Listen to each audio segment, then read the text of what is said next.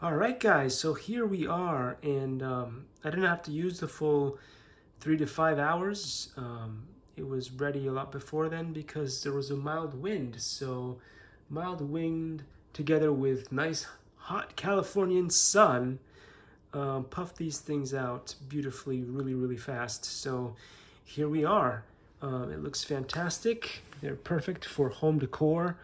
And as you can see here, we could either put it in this kind of vase, or I'm probably going to put it on this. And it will also look pretty epic with a 3D printed awesome vase. Anyway, both combinations look fantastic. You guys can tell me which one you guys like the best in the comments. But whatever, man. I think it's great. I think it works exactly as advertised. And there you go. Likey.